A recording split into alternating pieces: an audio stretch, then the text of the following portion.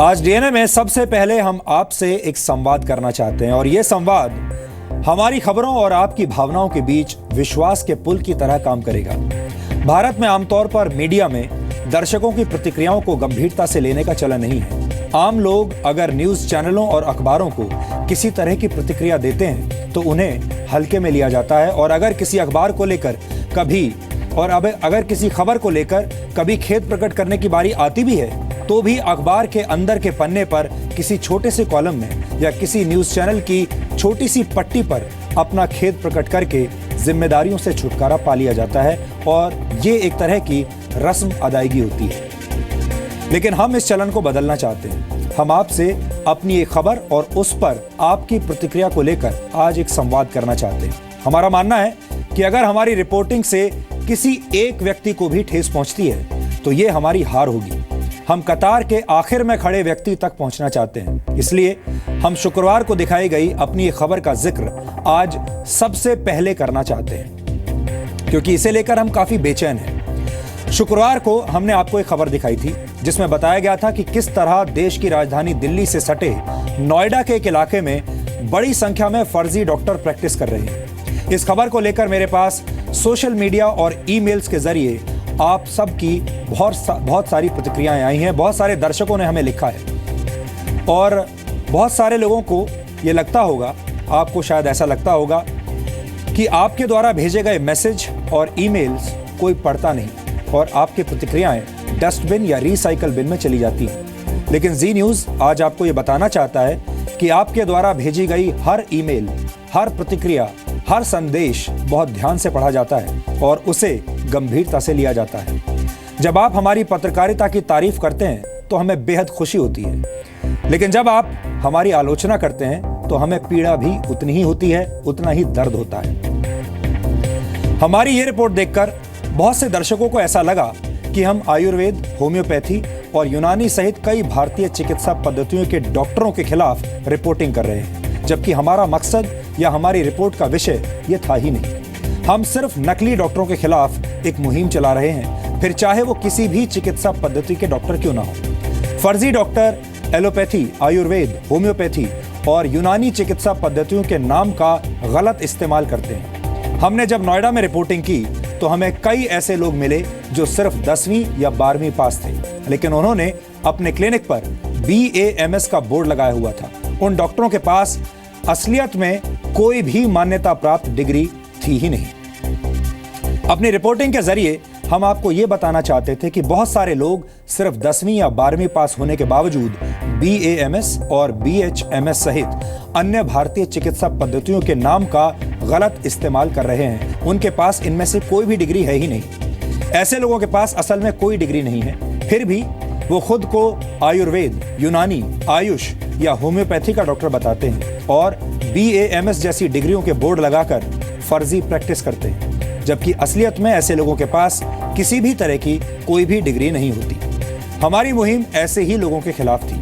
हम भारत की तमाम चिकित्सा पद्धतियों में मान्यता प्राप्त डिग्री हासिल करने वाले सभी डॉक्टरों का सम्मान करते हैं और ये भी कहना चाहते हैं कि ऐसे तमाम डॉक्टर्स जिनके पास सही डिग्री हैं वो वाकई में अच्छा काम कर रहे हैं। हो सकता है कि हम अपनी बात को आप तक ठीक से पहुंचाने में शायद कामयाब नहीं हो सके। हमारा मकसद भारतीय चिकित्सा पद्धतियों के खिलाफ रिपोर्टिंग करना बिल्कुल नहीं है। हम सिर्फ इन पद्धतियों के नाम का गलत इस्तेमाल करने वालों के खिलाफ आवाज उठा रहे हैं। फिर भी अगर हमारी रिपोर्ट से किसी को भी ठेस पहुंची है तो हम आपके सामने निसंकोच आज खेद प्रकट करते हैं। डीएनए में अब हम खबरों के विश्लेषण की शुरुआत करते हैं। आज सबसे पहले हम कूटनीति की दुनिया से आई आज की सबसे बड़ी खबर का विश्लेषण करेंगे।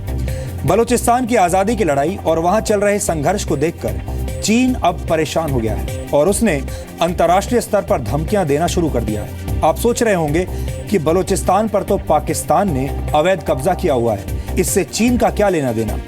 लेकिन असलियत में यही बलूचिस्तान से जुड़ी हुई कूटनीति है। आपको याद होगा इसी साल 15 अगस्त को प्रधानमंत्री नरेंद्र मोदी ने अपने भाषण में बलूचिस्तान का नाम लिया था। प्रधानमंत्री मोदी के इस भाषण ने बलूचिस्तान को रातों रात अंतर्राष्ट्रीय मुद्दा बना दिया।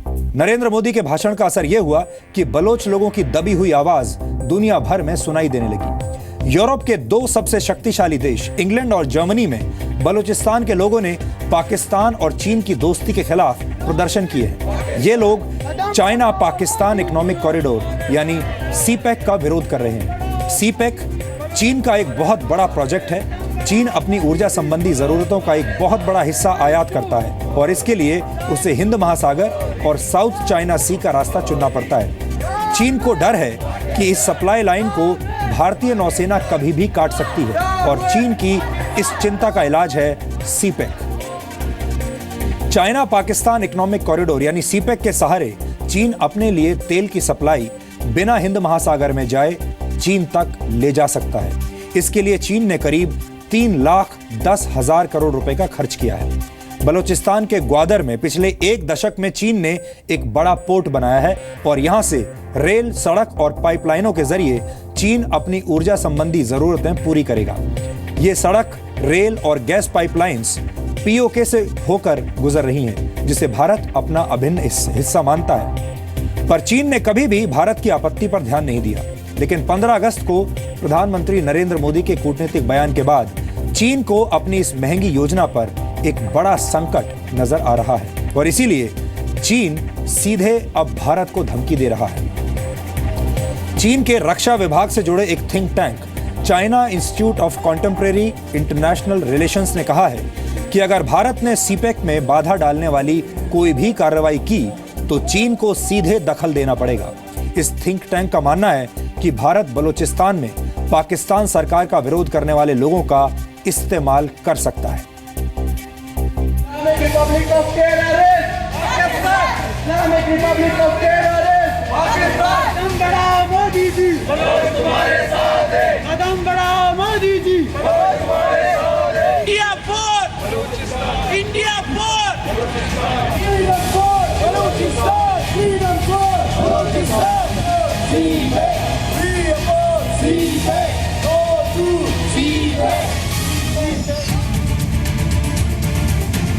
हम सबकी दुआएं उनके साथ हैं और हम उस दिन के मुंतजिर हैं जब इंशाअल्लाह कश्मीर बनेगा पाकिस्तान।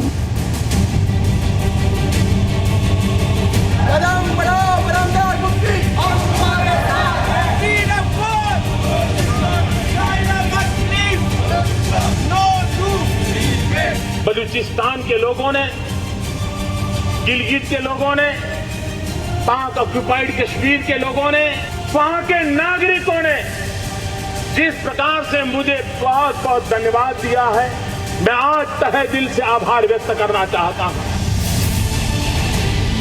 15 अगस्त को लाल किले की प्राचीर से दिए गए प्रधानमंत्री मोदी के इस बयान का अब अंतर्राष्ट्रीय असर हो रहा है। पहले मोदी के इस बयान का बलोचों ने समर्थन किया। मोदी की फोटो के साथ बलूचिस्तान में प्रदर्शन हुआ और तिरंगा लहराया गया।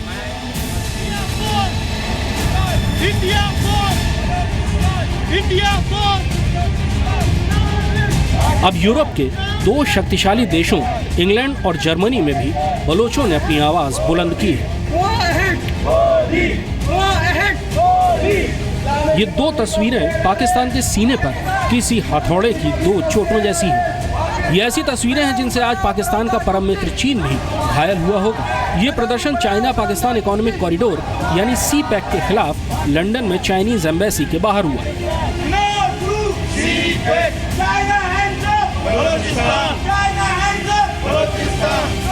बलोचों के साथ साथ अब पाकिस्तान का सिंधी समुदाय भी इस सीपेक का विरोध कर रहा है। उनका कहना है कि इससे उनकी बेहतरी होना तो दूर, उनके संसाधनों की लूट और ज्यादा तेज हो जाएगी और ग्वादर जैसे शहरों में आम बलोचों का रहना तो दूर, आना जाना तक मुमकिन नहीं होगा। बलोच और सिंधी कौम के लिए एक ज़िंदगी और मौत का मसला है और सिंधी कौम और बलोच कौमों ने ये तय किया है कि वो ज़िंदा हैं और ज़िंदा रहना चाहती हैं और इसलिए वो किसी हालत में भी इस प्रोजेक्ट को कबूल नहीं। जिस तरह आप देख रहे हैं कि हम यहाँ मुजाहरा कर रहे हैं और चाइनीज़ एम्बेसी वालों ने जो है एम्बेसी का झंडा वहाँ से उतार के निकाल दिया ताकि मीडिया में वो नज़र ना आए। तो ये एक तरह से उनकी फ्रस्ट्रेशन को शो कर रहा है। दूसरी ये कि उन्होंने पुलिस को बुलाया था यहाँ ताकि वो हमारी जो मुजाहरा है उसको डिस्टर्ब कर सकें। लेकिन हम बताना चाहते हैं चाइना को और दूसरी कुव्वतों को, पाकिस्तानी जो इस्टेब्लिशमेंट है उसको, कि हम इस प्रोजेक्ट को किसी के ऊपर कामयाब नहीं होने देंगे, क्योंकि ये हमारी ज़िंदगी का मसला है। बलूचिस्तान के नेता जिस वक्त जर्मनी और लंदन में पाकिस्तान के जुल्म और चीन के साथ मिलकर बलूचिस्तान की लूट का विरोध कर रहे थे, उसी वक्त चीन इस विरोध को दूसरी शक्ल देने में लगा हुआ था। चीन ने भारत को सीधे सीधे धमकी दी है कि अगर बलूचिस्तान में चाइना पाकिस्तान इकोनॉमिक कॉरिडोर में कोई रुकावट आई तो वो इसके लिए भारत को जिम्मेदार मानेगा और सीधे दखल देगा। चीन के रक्षा विभाग से जुड़े think tank China institute of contemporary international relations यानी CICIR के डायरेक्टर हू शिनशेंग ने कहा है, चीन के लिए ताज़ा चिंता प्रधानमंत्री मोदी के लाल किले से दिए गए भाषण में पाकिस्तान के कब्जे वाले कश्मीर और बलूचिस्तान का जिक्र है। ये पाकिस्तान के प्रति भारत की नीति में निर्णायक मोड़ हो सकता है। चीनी बुद्धिजीवियों की चिंता की वजह यह है कि भारत ने पहली बार बलूचिस्तान का जिक्र किया है। ऐसा कोई षड्यंत्र अगर CPEC को नुकसान पहुंचाएगा तो फिर चीन को मामले में दखल देना पड़ेगा। अपनी ऊर्जा की सप्लाई लाइन को सस्ता और सुरक्षित बनाने के लिए चीन पाकिस्तान में 2,30,000 करोड़ रुपए से ज्यादा खर्च कर रहा है। दरअसल चीन की ऊर्जा का 80% से ज्यादा हिस्सा हिंद महासागर से होकर मलक्का स्ट्रेट और साउथ चाइना सी से होकर जाता है। इस पूरे इलाके में भारतीय नौसेना का दबदबा है। वहीं साउथ चाइना सी में भारत का साथ मिलने पर अब तक दबे हुए वियतनाम, फिलीपींस और ताइवान जैसे देश भी चीन के खिलाफ खड़े हो रहे हैं। दुनिया के सबसे बड़े ऑयल इंपोर्टर चीन के लिए अपनी सप्लाई लाइन का कटना सबसे बड़ा डर है, जिसे मलक्का डिलेमा का नाम दिया गया है। इसलिए चीन अपनी सप्लाई लाइन पाकिस्तान से सीधे POK होते हुए अपने जिनजियांग प्रांत तक ले जाना चाहता है। चाइना का वहाँ पर से गुजरना और वहाँ पर बैठना ये पूरी इंटरनेशनल कम्युनिटी नहीं चाहती। ये सब उसके सब खिलाफ है, क्योंकि चाइना का जो इरादा है वो ये नहीं कि तिजारत करे, उसका इरादा है कि एनवेलप कर ले वो इलाका, कब्ज़ा में ले आए तिजारती तौर पे और असलियत में ग्राउंड पे अपना असर बढ़ा दे। तो पाकिस्तान तो एक किस्म का जैसे गुलाम बन जाएगा वहाँ पर। ये तो होना ही था। पिछले 70 साल से बलूचिस्तान में और पाकिस्तान ऑक्यूपाइड कश्मीर, खास करके गिलगित बल्तिस्तान वगैरह में बहुत बड़े पैमाने से पाकिस्तान जुल्म ढा रहा था। और ये जो इकोनॉमिक कॉरिडोर बनाने जा रहे हैं, इसका केवल फ़ायदा जो है वो पाकिस्तान को और चाइना को है, और लोकल्स को उठा दिया गया है। कोई रीसेटलमेंट उनकी नहीं गई, कोई रिहेबिलिटेशन प्लान्स नहीं है। वहाँ की इकोलॉजी को बहुत बड़े पैमाने से उथल पुथल कर दिया है, जिसकी वजह से नेचुरल डिजास्टर्स होने शुरू हो गए हैं। चीन की मदद से बलूचिस्तान के ग्वादर में एक बड़े पोर्ट का निर्माण 2002 में शुरू हुआ था, ताकि मध्य पूर्व से आने वाला तेल हिंद महासागर में जाने से पहले ही यहीं उतारा जा सके। पोर्ट के पास 2282 एकड़ जमीन चीन की कंपनी को 43 साल के लिए लीज पर दी गई है, ताकि इसे स्पेशल इकोनॉमिक जोन की तर्ज पर बनाया जा सके। ग्वादर शहर को विश्व स्तर का बनाया जा रहा है, ताकि यहाँ चीनी कामगारों को बसाया जा सके। सड़कों और रेलों के नेटवर्क को बढ़ाया जा रहा है। पाकिस्तान से चीन को जोड़ने वाले काराकोरम हाईवे को नए सिरे से बनाया जाएगा। पाकिस्तान से चीन तक रेल और गैस पाइपलाइनें भी बनाई जाएंगी, जो कि भारत के विरोध के बावजूद POK से होकर गुजर रही हैं। यानी पाकिस्तान में नेचुरल गैस के सबसे बड़े सुई गैस भंडार से पाइपों के जरिए गुजरकर गैस चीन में भी चूल्हे जलाएगी, जबकि बलोच आज भी सूखी लकड़ियों से खाना पका रहे हैं। यही बलोचों के विरोध की वजह है। छीन सकते हो तो छीनो, जमहूरी मुल्क तो ये दोनों हैं ही नहीं। इनका यही कोशिश रहा है कि लोगों के हकूक़ छीने जाए और उनको दबाया जाए और उनको डराया जाए और उनके वसाइल उनसे लूटा जाए, और यही कर रहे हैं। आज भी वो बलूचिस्तान में यही कर रहे हैं। तो 12 जुलाई को चीनी राष्ट्रपति शी जिनपिंग ने अपनी सेना को साउथ चाइना सी में युद्ध करने के लिए तैयार रहने को कहा था।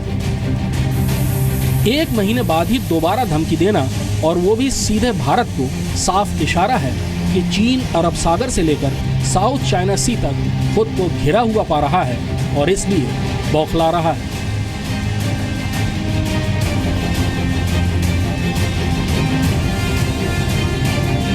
पिछले 2 दशक से चीन स्ट्रिंग ऑफ पल्स के जरिए भारत की रणनीतिक घेरेबंदी कर रहा था। वहीं दूसरी ओर पाकिस्तान को उकसाकर कश्मीर जैसे मुद्दों के जरिए भारत पर दबाव भी बढ़ाता जा रहा था। लेकिन अब बाजी पलट रही है। भारत चीन को उसके घर साउथ चाइना सी में घेर चुका है। अब अगर बलूचिस्तान में ग्वादर पोर्ट या चाइना पाकिस्तान इकोनॉमिक कॉरिडोर पर कोई संकट खड़ा होता है तो ये चीन के लिए इतना बड़ा आर्थिक झटका होगा जिसे बर्दाश्त करना मुश्किल होगा। शिकारी अपने ही जाल में फंस रहा है। कृष्ण मोहन मिश्रा, जी मीडिया, दिल्ली। कुल मिलाकर 15 अगस्त के बाद से बलूचिस्तान में कूटनीति की आग उबल रही है। वैसे तो पिछले कई वर्षों से बलूचिस्तान में पाकिस्तानी सेना के अत्याचारों से वहां के लोग परेशान हैं, लेकिन जब से लाल किले से प्रधानमंत्री नरेंद्र मोदी बलूचिस्तान का नाम अपने भाषण में उन्होंने लिया है, तब से अंतर्राष्ट्रीय स्तर पर भी बलूचिस्तान एक बड़ा मुद्दा बन गया है। वैसे हम आपको यहां पर यह भी बता दें कि बलूचिस्तान से किसी भी खबर का इस समय बाहर आना बहुत मुश्किल है और ये बहुत समय भी लेता है। वहां पर इंटरनेट और मोबाइल फोन की सुविधा का इस्तेमाल करना बहुत मुश्किल है। लोगों को एक एक तस्वीर या एक वीडियो रिकॉर्ड करके दुनिया तक पहुंचाने के लिए सैकड़ों किलोमीटर की यात्रा करनी पड़ती है, क्योंकि वहां पर इंटरनेट नहीं है, वहां पर फोन नहीं है और किसी भी तरह की कोई सुविधा नहीं है। बलूचिस्तान से एक तस्वीर को इंटरनेट पर अपलोड करना अपने आप में बेहद मुश्किल काम है। बलूचिस्तान के बहुत सारे लोग हमारे संपर्क में हैं और वहां के हालात के बारे में हमें हर तरह की सूचनाएं वो लगातार पहुंचाते हैं, तस्वीरें भी भेजते हैं और वीडियोस भी भेजते हैं। लेकिन इस काम को करने में उन्हें बहुत वक्त लगता है और बहुत परिश्रम भी करना पड़ता है। आपने लोगों के मुंह से अक्सर एक वाक्य जरूर सुना होगा जब वो कहते हैं कि मैं बसों में धक्के खाकर आ रहा हूं, और यही वाक्य अगले डीएनए टेस्ट का आधार है। भारत में लोग बहुत मजबूरी में बस की यात्रा करते हैं और ऐसा करते हुए उन्हें कोई खुशी नहीं होती। भारत की परिवहन व्यवस्था में बसों की हिस्सेदारी 50 से 60% है, लेकिन भारत में उपलब्ध कुल वाहनों में बसों की संख्या सिर्फ 1% के आसपास है। एक जगह से दूसरी जगह जाने के लिए बस की सवारी भारत के लोगों की सबसे बड़ी मजबूरी है। भारत में बसों की दुर्दशा का अंदाजा आप इस बात से लगा सकते हैं कि लोग प्रदूषण कम करने के लिए या ट्रैफिक का बोझ कम करने के लिए अपनी मर्जी से बस में सवार नहीं होते, बल्कि कम किराए और यातायात के दूसरे साधनों के अभाव में भारत के लोग बस से यात्रा करने पर मजबूर हैं। भारत में दूसरों के साथ बस यात्रा का अनुभव बांटने में ज्यादातर लोगों को गर्व का नहीं बल्कि शर्म का अनुभव होता है। आपको जानकर हैरानी होगी कि 2014 से 2015 के दौरान भारत के अलग अलग राज्यों में बस से यात्रा करने वाले लोगों की संख्या 2542 करोड़ थी। जी हां, आपने बिल्कुल सही सुना, 2542 करोड़, यानी दुनिया की कुल आबादी से करीब 4 गुना ज्यादा लोग भारत में हर साल बस से यात्रा करते हैं। भारत के कुल वाहनों के मुकाबले बसों की संख्या हर साल कम होती जा रही है। 1951 में बस वाहनों की कुल आबादी का 11% थी, लेकिन 2011 तक की हिस्सेदारी 1.1% ही रह गई। परिवहन व्यवस्था में इतनी बड़ी हिस्सेदारी के बावजूद भारत में बसों को लेकर कोई भी सरकार गंभीर नजर नहीं आती। दिल्ली, मुंबई, बेंगलुरु जैसे बड़े शहरों को अगर छोड़ दिया जाए तो भारत के छोटे शहरों और ग्रामीण इलाकों में बसों की सवारी करना जान जोखिम में डालने जैसा है।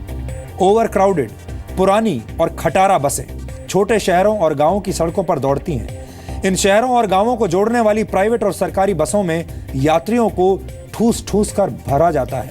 यात्रियों के बोझ से आधी झुकी हुई ये बसें नियमों की परवाह किए बगैर सड़कों पर दौड़ती हैं। ये बसें कई बार दुर्घटनाग्रस्त भी हो जाती हैं, लेकिन फिर भी ज्यादातर राज्यों की सरकारें बस ट्रांसपोर्ट में कोई बड़ा सुधार नहीं करना चाहती। हमने दिल्ली, एनसीआर और मुंबई में बस ट्रांसपोर्ट सिस्टम का एक तुलनात्मक अध्ययन करके ये पता लगाने की कोशिश की है कि भारत की परिवहन व्यवस्था आखिर इतनी बेबस क्यों है। बड़े शहरों में बस ट्रांसपोर्ट सिस्टम की बदहाली देखकर आप अंदाजा लगा सकते हैं कि छोटे शहरों और ग्रामीण इलाकों में क्या हाल होता होगा।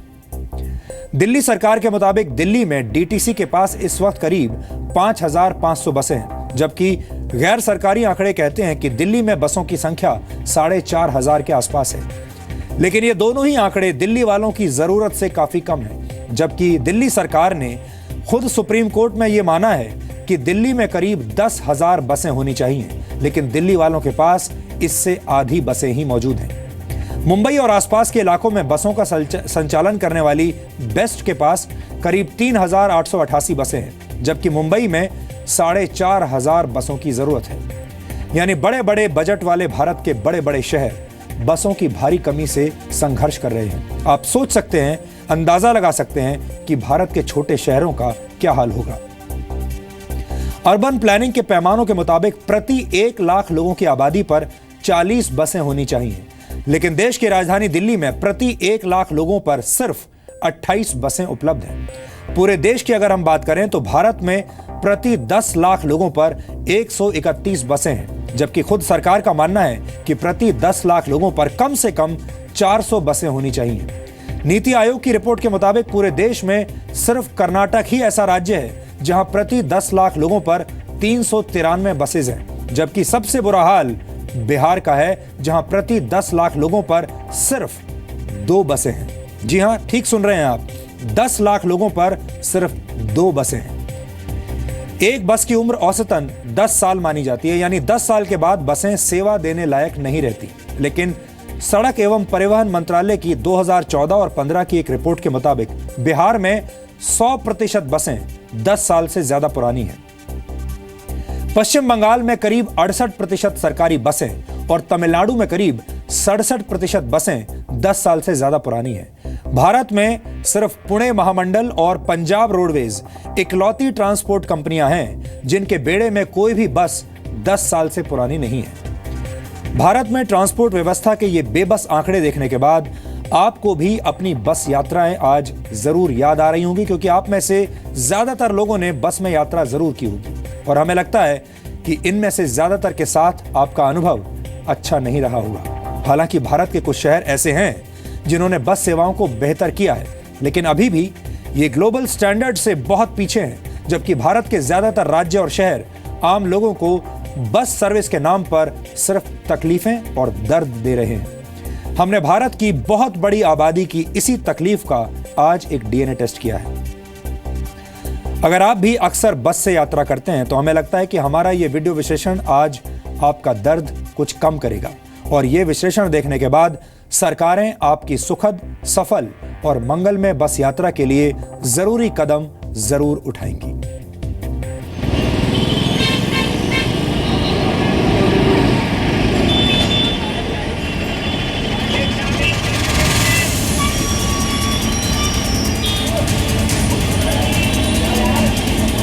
एक बस है खाली, वो भी घंटे 1.5 घंटे में आती है बस।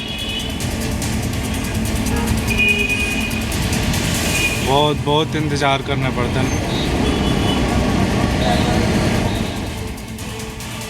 ये डीटीसी वाले हैं ना, एक साथ चलते हैं, एक साथ 5-5 बस आती हैं, 1-1 घंटा वेट करना पड़ता है।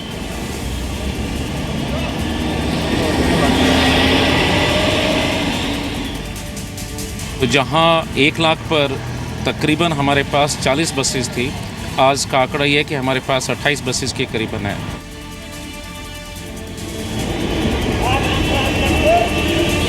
उस नेताजी ने वो कहाँ गोद ले लिया, ये ले लिया। ये दिल्ली के बिल्कुल एनसीआर में है, यहाँ का ये हाल है कि लोग चढ़ नहीं सकते बसों में, कीचड़ ही कीचड़ है, क्या करें। आना पसंद क्या करते हैं, मजबूरी में जाना ही पड़ता है। नहीं तो मेट्रो वगैरह नहीं है और यहाँ पे ऐसी हालत है तो मजबूरी ये करना पड़ेगा, उसके अलावा कोई ऑप्शन नहीं है। अगर आप भी दिल्ली या आसपास के शहरों में रहते हैं और पब्लिक ट्रांसपोर्ट का सहारा लेते हैं तो हमें यकीन है कि ऐसे हालात आपको भी बेबस बना देते होंगे।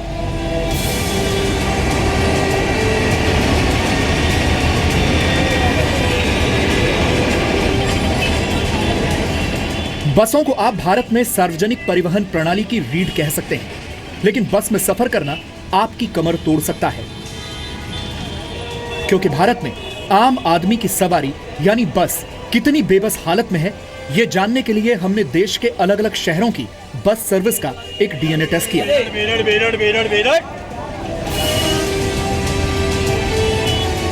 हमने शुरुआत की देश की राजधानी दिल्ली से। सरकार का दावा है कि दिल्ली में करीब 5,500 बसें दौड़ रही हैं। आंकड़े कहते हैं कि यह संख्या करीब 4,500 के आसपास है। कोर्ट कहता है कि दिल्ली में करीब 10,000 बसें होनी चाहिए। अर्बन प्लानर्स कहते हैं कि दिल्ली को कम से कम 9,000 बसों की जरूरत है। अगर हम स्टैंडर्ड के हिसाब से जाएं तो 40 लाख से ज़्यादा जो पॉपुलेशन के जो शहर हैं उस पे हमें कम से कम 50 बसेस होनी चाहिए, लेकिन अगर हम उस हिसाब से जाएंगे तो तकरीबन 9000 बसेस दिल्ली में होनी चाहिए थी। क्योंकि बसेस की संख्या उपयुक्त नहीं है तो कोई भी दूसरे वाहन को, प्राइवेट वाहन को चयन करता है और उसकी वजह से फिर से कंजेशन बढ़ता है। यानी आंकड़ा चाहे जो भी हो, हकीकत यह है कि दिल्ली की सड़कों पर जरूरत से आधी बसें ही दौड़ रही हैं। सवाल ये भी है कि दुनिया भर के वादे करने वाली सरकारों का परिवहन व्यवस्था पर बस क्यों नहीं चलता। बहुत कम सर्विस है। क्या होना चाहिए? बसें बढ़ानी चाहिए, आम जनता परेशान होती है। काफ़ी भीड़ हो जाती है इस समय में, ऑफिशियल समय में, फिर आने के समय में शाम में भी काफ़ी भीड़ हो जाती है। कभी कभी बस नहीं मिलती है तो 1-1 घंटे इंतजार करने पड़ते हैं। ड्राइवर्स जो है वो प्रॉपरली स्टैंड पर रोकते नहीं हैं, धीमी स्पीड पे रखेंगे, चलाते जाएंगे। पब्लिक चढ़ रही है, उतर रही है, कोई मतलब नहीं है। पब्लिक गिर गई, कोई मतलब नहीं है इस चीज़ से। कई बार क्या होता है कि 5-5 बस इकट्ठी आएंगी और क्या कहते, कुछ बैठाएंगी कुछ नहीं बैठाएंगी। इस चक्कर में पैसेंजर रह जाते हैं। जरूरत से आधी ही सही, लेकिन दिल्ली वालों को लो फ्लोर एसी और क्लस्टर बसों के नाम पर आधुनिक बसों की सवारी का मौका मिल जाता है। लेकिन दिल्ली से सटे शहर इतने खुशनसीब नहीं है। अंतर्राज्यीय बस अड्डे आनंद विहार से लेकर बस पकड़कर यूपी के किसी शहर तक जाना हो तो आपको बस के हालात नहीं बल्कि बस स्टॉप के हालात पर ही तरस आ जाएगा। कितनी बुरी हालत है, कितना बदहाल है सिस्टम, इसका उदाहरण अगर देखना है तो आनंद विहार बस डिपो पर जहां इस वक्त हम मौजूद हैं, यहाँ से काफ़ी सारी इंटरस्टेट बसेस चलती हैं और मैं आपको तस्वीरों के ज़रिए दिखाना चाहता हूं कि किस तरीके से लोग यहाँ पर जिनको बस में चढ़ना हो वो इस कीचड़ में से होकर ही बस में चढ़ सकते हैं। बस टर्मिनल है और यहाँ से लगातार हज़ारों की तादाद में लोग बसों का इस्तेमाल करते हैं। उत्तर प्रदेश परिवहन निगम की आप बसें देख सकते हैं सारी की सारी किस तरीके से जहाँ बस खड़ी है उसके इर्द गिर्द जिस तरीके से लोग चल रहे हैं वो आप अंदाज़ा लगा सकते हैं। कीचड़ के बीचों बीच होकर के आपको बस पकड़ने के लिए जाना होगा। एनसीआर में रहने वाले लोगों के लिए जो बसें उपलब्ध हैं उनकी हालत इतनी खराब है कि अगर लोगों का बस चले तो ऐसे पब्लिक ट्रांसपोर्ट से सफर करने के बारे में सोचें भी नहीं। बुलंदशहर ये बस जा रही है और इसमें हम बस में चढ़े हैं तो हम यहाँ ये जानने की कोशिश करते हैं इन लोगों से कि ये ट्रैवल तो करते हैं इन बसों में, लेकिन क्या इस बस सिस्टम से खुश हैं? आप लोग इस बस में ट्रैवल करते हैं, लेकिन जो हालत है बस अड्डे की, बसों की जो सिस्टम है, कितनी देर खड़ी रहेंगी, कब चलेंगी पता नहीं होता, क्या उसमें मजबूरी में ट्रैवल करते हैं या ट्रांसपोर्ट में आप एंजॉय करते हैं ट्रैवल करना? बस सबको अपनी जेबों से मतलब होता है। उस नेताजी ने वो गाँव गोद ले लिया, ये ले लिया। ये दिल्ली के बिल्कुल एनसीआर में है, यहाँ का ये हाल है कि लोग चढ़ नहीं सकते बसों में, कीचड़ ही कीचड़ है। क्या करें? गवर्नमेंट क्या करती है, सोती है। आजम खां की भैंस ढूंढ लो, उनका सांसद जी का कुत्ता हो गया और ढूंढवा लो। आप देख सकते हो सर, यहाँ के एनसीआर में सबको इतनी फैसिलिटी मिल चुकी है, लेकिन बाहर जो है वहाँ पे कुछ ऐसा है नहीं, तो हमारी मजबूरी है, हमें करना ही पड़ेगा, उसके अलावा कोई ऑप्शन नहीं है। 40 लाख से ज्यादा आबादी वाले शहरों में हर 1 लाख लोगों पर 50 बसें होनी चाहिए। दिल्ली में कभी ये आंकड़ा 40 बसों का था, लेकिन आज घटकर सिर्फ 28 बसें प्रति लाख लोगों पर रह गई। यानी जब दुनिया भर के शहर परिवहन व्यवस्था को मजबूत कर रहे हैं, दिल्ली जैसे शहर पिछड़ते जा रहे हैं। ये आने वाले टाइम पे जहां हमारे पास रीजनल रेल सिस्टम्स आने वाला है, वहां पर मल्टी मोडल ट्रांसपोर्ट टर्मिनल, जहां पर एक मोड से दूसरे मोड पे आप बिना किसी टाइम के, बिना किसी देरी के आराम से इंटरचेंज कर सकें, उस टाइप कोई काम नहीं हुआ है।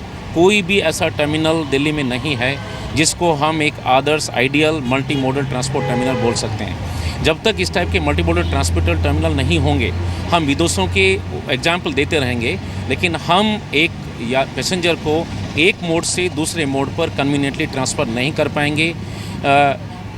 अगर हमारे पास कॉमन मोबिलिटी कार्ड है तब भी उसका कोई फ़ायदा नहीं, क्योंकि आप कंफर्ट तो उसको दे नहीं रहे हैं। दिल्ली और मुंबई दोनों शहरों में रोजाना करीब 35 से 40 लाख यात्री बस से सफर करते हैं, लेकिन बेहतर रेल नेटवर्क की वजह से मुंबई में बेस्ट की बसें दिल्ली के मुकाबले थोड़ी बेहतर हालत में हैं। दिल्ली में औसतन बसें दिन भर में 180 किलोमीटर का सफर तय करती हैं, जबकि मुंबई में यह औसत 210 किलोमीटर और बेंगलुरु में 270 किलोमीटर प्रतिदिन का है।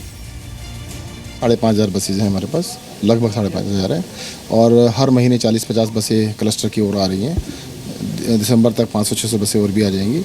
इसके अलावा बाकी बसेज की टेंडरिंग प्रोसेस चल रहा है। किसी शहर की ट्रैफिक व्यवस्था और ट्रैफिक नियमों के प्रति वहां के लोगों की सजगता भी बस सर्विस पर असर डालती है। मुंबई में हालात दिल्ली के मुकाबले थोड़े बेहतर हैं।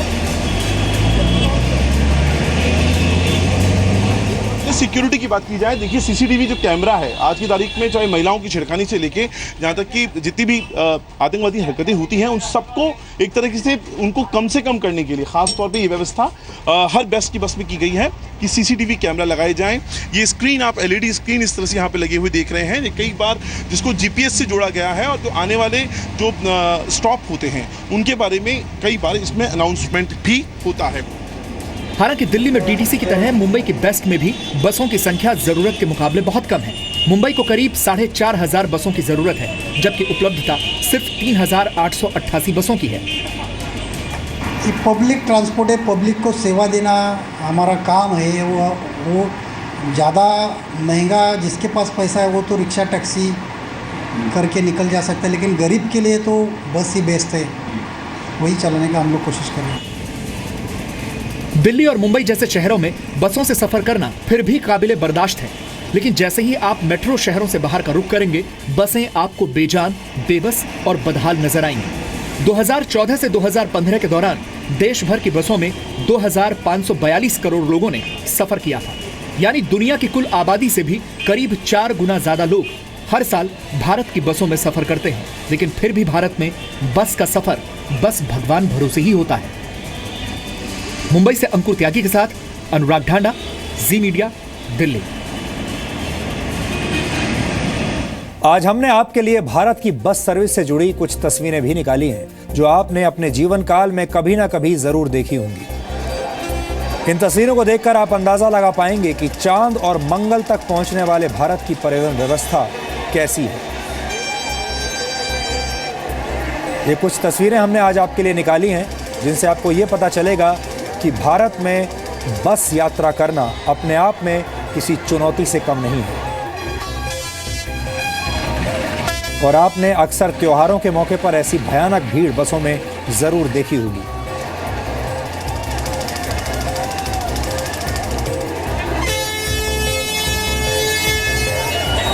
लोग ज्यादा हैं, बसें कम हैं और हर व्यक्ति बस छोड़ना नहीं चाहता, इसी बस में सवार होकर जाना चाहता है। तो आपने देखा कि 21वीं सदी में हमारा देश मंगल और चांद तक तो पहुंच गया है, लेकिन आज भी हम सड़कों पर ही किस तरह से संघर्ष कर रहे हैं। आपको यहां पर यह भी बता दें कि भारत में सरकारी बसों का संचालन ज्यादातर राज्यों के लिए नुकसान का सौदा है। टीटीसी और बेस्ट समेत देश की ज्यादातर सरकारी बस कंपनियां नुकसान में चल रही हैं। वर्ष 2014 और 15 में सबसे ज्यादा नुकसान दिल्ली में डीटीसी को हुआ था। डीटीसी को 3,991 करोड़ रुपए का नुकसान हुआ था, जबकि बेस्ट ने 2016 की पहली तिमाही तक करीब 900 करोड़ रुपए का नुकसान कर लिया था, जो हम आपको इस वक्त स्क्रीन पर दिखा भी रहे हैं। वैसे भारत के ज्यादातर राज्य बेंगलोर मेट्रोपॉलिटन ट्रांसपोर्ट कॉरपोरेशन यानी बीएमटीसी से सबक ले सकते हैं। बीएमटीसी ने 2015 और 16 में करीब 34 करोड़ रुपए का मुनाफा कमाया है। यहां पर खास बात यह है, जब देश की ज्यादातर कंपनियां, ज्यादातर स्टेट कॉरपोरेशंस जो बसें चलाती हैं वो नुकसान में है, ये कंपनी फायदे में है। बीएमटीसी के पास दिल्ली और मुंबई के मुकाबले ज्यादा बसें हैं। बीएमटीसी इस वक्त करीब 6,388 बसों का संचालन कर रही है। बीएमटीसी हर साल अपने बेड़े यानी फ्लीट में नई और आरामदायक बसों को शामिल कर रही है। बीएमटीसी की एक बस दिन भर में औसतन 270 किलोमीटर की दूरी तय करती है, जबकि मुंबई में यह औसत 210 किलोमीटर और देश की राजधानी दिल्ली में यह औसत 180 किलोमीटर का है। दिल्ली में ट्रैफिक कंजेशन की वजह से डीटीसी अपनी पूरी क्षमता से बसों का संचालन नहीं कर पाती। खराब ट्रैफिक और बड़ी और लो फ्लोर बसों के मुड़ने के लिए जगह का अभाव डीटीसी बसों के संचालन में सबसे बड़ी रुकावट है। आपने गौर किया होगा कि अक्सर बस स्टॉप्स ऐसी जगहों पर बना दिए जाते हैं जहां बसों के खड़े होने के लिए जगह बेहद कम होती है। कई बार तो बस स्टॉप्स का निर्माण ऐसी जगह किया जाता है जहां फ्लाईओवर या कोई पुल खत्म हो रहा होता है। ऐसी जगहों पर बसों के रुकने से ट्रैफिक जैम होता है और वाहनों को रास्ता नहीं मिल पाता। इसी तरह यू टर्न से मुड़ते ही बस स्टॉप बना दिए जाते हैं जो शहरों में ट्रैफिक जैम्स की वजह बनते हैं। यानी आप कह सकते हैं कि सड़कों पर बसों को चलाने से पहले हमें उन कमियों को दूर करना होगा जिनकी वजह से बस से सफर करना न सिर्फ थकान भरा साबित होता है बल्कि आधी अधूरी अर्बन प्लानिंग की वजह से बसें ट्रांसपोर्ट सिस्टम को सपोर्ट करने के बजाय परेशानी की वजह बन जाती है। बसें जब अपनी पूरी रफ्तार और क्षमता से नहीं चल पाती तो उनमें बार बार ब्रेकडाउन की समस्या आ जाती है, बार बार खराब होती है। दिल्ली में करीब 500 से 600 बसें ब्रेकडाउन और दूसरी समस्याओं की वजह से अपने डिपो में ही खड़ी रहती हैं। एक बस एक कार के मुकाबले सिर्फ 2.5 गुना ज्यादा जगह घेरती है, जबकि बस में एक बार में कम से कम 40 लोग सफर कर सकते हैं। फिर भी दिल्ली जैसे शहरों में बसों का संचालन ठीक से नहीं हो पाता और इसकी वजह है खराब और पिछड़ी हुई अर्बन प्लानिंग और ट्रैफिक व्यवस्था। यानी अगर दिल्ली में बसों की संख्या दुगनी भी कर दी जाए तो इस बात की कोई गारंटी नहीं है कि इन बसों का संचालन ठीक से हो पाएगा।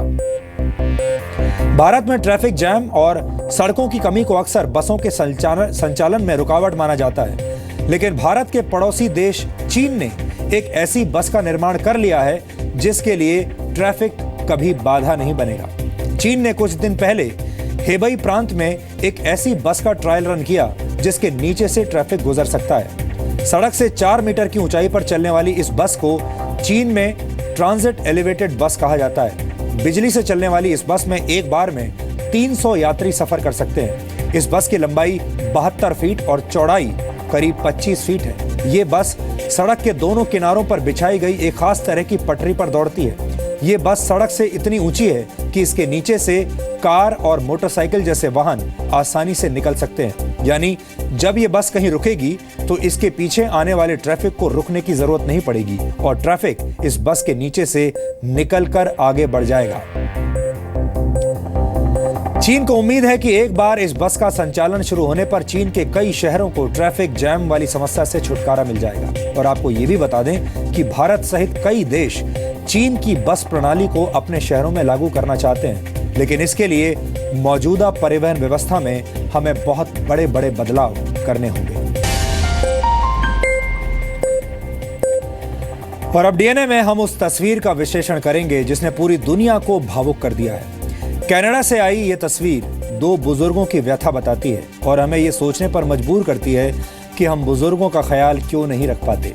हमें यकीन है कि ये तस्वीरें देखकर आपकी आंखों में आज आंसू आ जाएंगे, लेकिन हम ये भी चाहते हैं कि इन बुजुर्गों की दर्द भरी दास्तां को देखकर रोने के साथ साथ आप ये भी सोचें कि कहीं आपके घर में रहने वाला कोई बुजुर्ग इन लोगों की तरह परेशान तो नहीं है। 83 साल के वुल्फ गॉटशेक और 81 साल की अनीता पिछले 62 वर्षों से शादीशुदा हैं। आप कह सकते हैं कि इस बुजुर्ग जोड़े ने एक तरह से अपनी पूरी जिंदगी एक साथ बिता दी, लेकिन उम्र के इस आखिरी पड़ाव पर उन्हें एक दूसरे से जुदा होना पड़ा, अलग होना पड़ा। और इसकी वजह जानकर आप भी हैरान रह जाएंगे। वजह सिर्फ ये है कि जिन केयर होम्स में इन दोनों का इलाज चल रहा है वहां इन्हें एक साथ रखने के लिए जगह नहीं है। इन दोनों का इलाज अलग अलग केयर होम्स में चल रहा है और ये एक साथ नहीं रह पा रहे।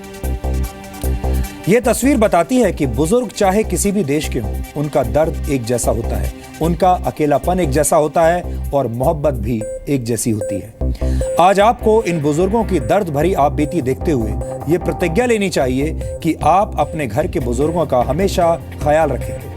हमारा ये डीएनए टेस्ट दुनिया भर के बुजुर्गों को समर्पित है और ऐसे लोगों को समर्पित है जो आजकल की शॉर्टकट वाली सुपरफास्ट जिंदगी में पूरे जीवन एक दूसरे के साथ रहते हैं, पूरे जीवन एक दूसरे से प्रेम करते हैं और अपने जीवन के आखिरी दिन तक उनका प्यार एक दूसरे के लिए कम नहीं होता। इस फटाफट जिंदगी में रिश्ते बनते भी फटाफट हैं और टूटते भी फटाफट हैं। इसीलिए आज आपसे कह रहे हैं कि ये तस्वीरें देखने के बाद, ये रिपोर्ट देखने के बाद रिश्ते क्या होते हैं ये शायद आपको अच्छे से समझ में आएगा।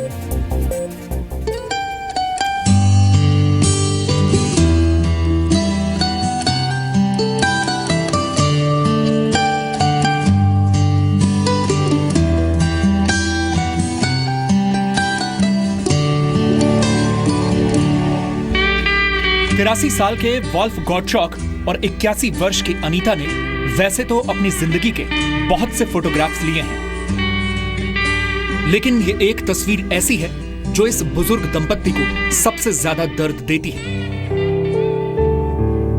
एक दूसरे के आंसू पोंछता कनाडा का ये बुजुर्ग जोड़ा आज पूरी दुनिया के बुजुर्गों का दर्द बयां कर रहा है। सोचिए, एक जोड़ा जिसने लगभग अपनी पूरी उम्र एक साथ गुजार दी, एक दूसरे का हर सुख दुख में साथ दिया, लेकिन अब दोनों जिंदगी के आखिरी पलों में एक दूसरे से अलग रहने को मजबूर हैं। सेहत खराब होने के बाद दोनों कनाडा के अलग अलग केयर होम्स में भर्ती हैं, लेकिन जगह की कमी होने की वजह से दोनों एक साथ नहीं रह सकते। I just want to see them together. They're like a pillar of strength in our family. Wolf गॉडचॉक और अनीता जर्मनी में एक दूसरे से मिले थे।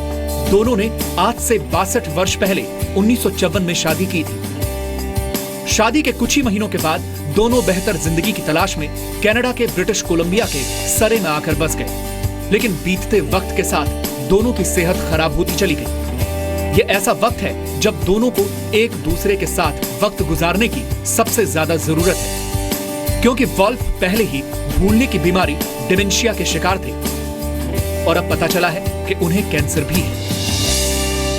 So right now as we speak, my aunt and my mom are bringing him to a specialist to figure out what stage and what's happening with it. And it's been very, very difficult for our family.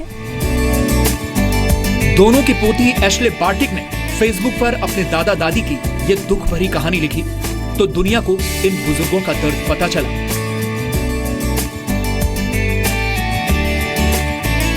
ये मेरे दादा Wolfram गोडचाक और दादी अनीता की सबसे दुख देने वाली फोटो है। आप देख सकते हैं दोनों के आंसू नहीं रुक रहे। जिस केयर होम में गोल्फ का इलाज चल रहा है, वहाँ बड़ा बेड न होने की वजह से इस बुजुर्ग दंपत्ति को पिछले 8 महीनों से अलग रहना पड़ रहा है। इन बुजुर्ग कपल का परिवार उन्हें एक दूसरे से मिलाने के लिए हर संभव कोशिश कर रहा है। अनीता को उनके घर वाले हर दिन 30 मिनट की दूरी पर उनके पति से मिलाने के लिए लेकर जाते हैं। After 62 years together, they're inseparable. They do everything together. My grandma can't even kiss him goodnight now. He calls out for her when he sees her. Time is running out. We're just asking for anything that can be done, any strings that can be pulled, anything at all that can happen. ये दोनों जब भी एक दूसरे से मिलते हैं तो जमकर रोते हैं। वॉल्फ को बेशक भूलने की बीमारी हो, लेकिन अपनी पत्नी को वो बिल्कुल नहीं भूले हैं। पति से अलग रहने की वजह से अनीता की सेहत भी खराब हो रही है। उनके परिवार को लगता है कि कैंसर की खबर आने के बाद अब कभी भी कोई अप्रिय खबर उन्हें मिल सकती है, इसलिए दोनों को इस मुश्किल वक्त में एक साथ रहने दिया जाए। हालांकि दोनों का साथ रहना संभव है या नहीं, यह अभी साफ नहीं है। फ्रेजर हेल्थ सेंटर का कहना है कि वो पूरी कोशिश करेंगे, लेकिन ये कब तक हो पाएगा इस बारे में कोई वक्त तय नहीं है। ब्यूरो रिपोर्ट, जी मीडिया। आज के ज़माने में ऐसी कहानियां देखने को और सुनने को बहुत कम मिलती हैं और इसीलिए आज हमने ये कहानी आपको दिखाई। डीएनए में पिछले कुछ दिनों में हमने रियो ओलंपिक्स में भारत के प्रदर्शन पर गहरा मंथन किया है। हमने तथ्यों के आधार पर आपको कुछ हैरान कर देने वाली जानकारियां भी दी थी, जिसके बाद सोशल मीडिया के माध्यम से आपने भारत के एथलीट्स के प्रदर्शन पर हमें ढेर सारी प्रतिक्रियाएं भी भेजी थी।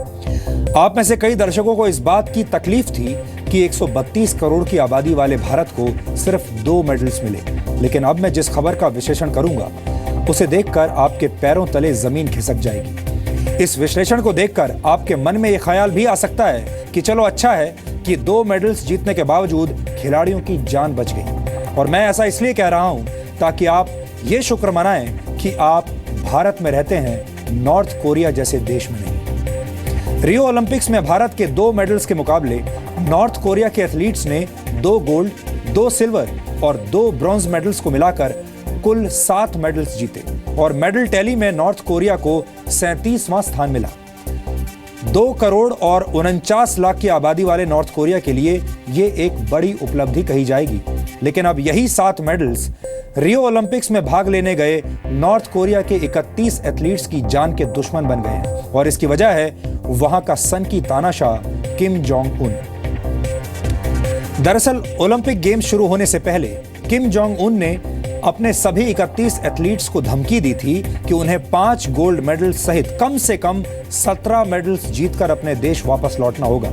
लेकिन ऐसा नहीं हुआ और अब नॉर्थ कोरिया से जो जानकारियां हमारे पास आ रही हैं, उनके मुताबिक ओलंपिक गेम्स में खराब प्रदर्शन करने वाले सभी एथलीट्स को कड़ी सजा दी जा सकती है। रिपोर्ट्स के मुताबिक नॉर्थ कोरिया के सभी एथलीट्स को वहां के सन की तानाशाह किम जोंग उन के सामने पेश होना पड़ेगा और खराब प्रदर्शन को लेकर उसके सवालों का जवाब देना होगा। जिन एथलीट्स ने मेडल्स जीते हैं, उनके लिए राहत की बात यह है कि उन्हें अच्छी सुविधाओं वाले बड़े बड़े घर, राशन, कार और महंगे गिफ्ट्स दिए जाएंगे। लेकिन जिन्होंने ओलंपिक गेम्स में खराब प्रदर्शन किया है, उन्हें खराब क्वालिटी के घर में भेज दिया जाएगा, छोटे घरों में भेज दिया जाएगा, उन्हें दिए जाने वाले राशन में कटौती की जाएगी और यहां तक कि ऐसे एथलीट्स को सजा के तौर पर कोयला खदानों में काम करने के लिए भी भेजा जाएगा। किम जोंग उन अपने एथलीट से इसलिए भी नाराज हैं क्योंकि नॉर्थ कोरिया के सबसे बड़े दुश्मन यानी साउथ कोरिया को रियो ओलंपिक्स में 9 गोल्ड मेडल सहित कुल 21 मेडल्स मिले हैं। यहां एक तस्वीर का जिक्र करना भी जरूरी है जो रियो ओलंपिक्स के दौरान पूरी दुनिया में चर्चा का विषय बन गई थी। आजकल सेल्फी लेने का चलन युवाओं में खासा लोकप्रिय है, लेकिन जरा सोचिए तब क्या होगा जब आपकी एक सेल्फी आपको मौत की सजा दिला दे। अगर आप नॉर्थ कोरिया से ताल्लुक रखते हैं तो वहां ऐसा संभव है, ऐसा हो सकता है। रियो ओलंपिक्स में ट्रेनिंग सेशन के दौरान नॉर्थ कोरिया की एक जिम्नास्ट होंग उन जोंग और साउथ कोरिया की एक जिम्नास्ट ली युन जू, इन दोनों ने मुस्कुराते हुए एक सेल्फी ली थी। लेकिन यह सेल्फी नॉर्थ कोरिया की जिम्नास्ट के लिए मौत का संदेश लेकर आई है और इसकी वजह है वहां के तानाशाह किम जोंग उन का सन की मिजाज। नॉर्थ कोरिया वो देश है जो साउथ कोरिया और अमेरिका जैसे देशों को अपना कट्टर दुश्मन मानता है और अगर नॉर्थ कोरिया के नागरिक दुश्मन देशों के नागरिकों के साथ दोस्ती वाली सेल्फी लेते हैं तो उन्हें कड़ी सजा दी जाती है। और यही वजह है कि स्वदेश लौटने के साथ ही नॉर्थ कोरिया की जिम्नास्ट होंग उन जोंग के बुरे वक्त का काउंटडाउन शुरू हो गया है। आने वाले कुछ दिनों में इस जिम्नास्ट को कड़ी सजा मिल सकती है और उसे सजाए मौत भी दी जा सकती है। आपको शायद इस बात की जानकारी ना हो कि अमेरिका और साउथ कोरिया सहित कई ऐसे देश हैं जिनके बारे में पॉजिटिव बातें करना नॉर्थ कोरिया में देशद्रोह माना जाता है और अगर किसी को ऐसा करते हुए पकड़ा जाता है तो किम जोंग उन उसे मनचाही सजा देता है। इससे पहले भी कई ऐसे मामले सामने आ चुके हैं जब इस सन की तानाशाह ने अपने ही देश के लोगों को मौत की सजा सुनाई है क्योंकि वो दुश्मन देशों की तारीफ कर रहे थे। वर्ष 2010 के फुटबॉल वर्ल्ड कप के दौरान खेले गए एक मैच में पुर्तगाल ने नॉर्थ कोरिया को 7-0 से हरा दिया था, जिसके बाद टीम के कोचेज और खिलाड़ियों को कोयला खदानों में काम करने के लिए भेज दिया गया था सजा के तौर पर। उस दौरान टीम के कोच को सार्वजनिक तौर पर अपमानित किया गया था और उससे मजदूरी करवाई गई थी। वर्ष 2014 में नॉर्थ कोरिया और उसके दुश्मन देश साउथ कोरिया के बीच खेले गए फुटबॉल मैच में नॉर्थ कोरिया 0-1 से हार गया था, जिसके बाद किम जोंग उन ने पूरी फुटबॉल टीम को जेल में बंद कर दिया था। इस स्थिति को देखने के बाद आप ये सोचकर शायद खुश हो सकते हैं कि आप नॉर्थ कोरिया में नहीं बल्कि भारत में रहते हैं, जहां एथलीट्स की हार के बाद मंथन तो होता है लेकिन उन्हें मौत की सजा नहीं सुनाई जाती, उन्हें कोयला खदानों में काम भी नहीं उनसे करवाया जाता। और डीएनए के अंत में आज के इतिहास पर नजर डालते हैं। 1905 में आज ही के दिन भारतीय हॉकी के जादूगर मेजर ध्यानचंद का जन्म इलाहाबाद में हुआ था। हॉकी के महान खिलाड़ी ध्यानचंद ने 3 बार भारत को ओलंपिक्स में गोल्ड मेडल जिताने में अहम भूमिका निभाई थी। 1831 में आज ही के दिन ब्रिटिश वैज्ञानिक माइकल फैराडे ने इलेक्ट्रोमैग्नेटिक इंडक्शन की खोज की थी। ये ऐसी प्रक्रिया है जिससे आज भी इलेक्ट्रिकल जनरेटर्स, इंडक्शन मोटर और इंडक्शन कुकर जैसे तमाम उपकरण चलते हैं। 1885 में आज ही के दिन जर्मन इंजीनियर गॉटलिब डेमलर ने इंटरनल कंबस्शन तकनीक से चलने वाली पहली मोटरसाइकिल का पेटेंट करवाया था। इस मोटरसाइकिल का नाम राइट वैगन था। राइट वैगन को दुनिया की पहली मोटरसाइकिल भी माना जाता है। 264 सीसी वाली इस मोटरसाइकिल की टॉप स्पीड 11 किलोमीटर प्रति घंटा थी। और तो डीएनए में आज इतना ही। अब आपसे हमारी मुलाकात होगी कल रात 9 बजे, जब हम कुछ और नई और बड़ी खबरों का विश्लेषण करेंगे। तब तक के लिए नमस्कार।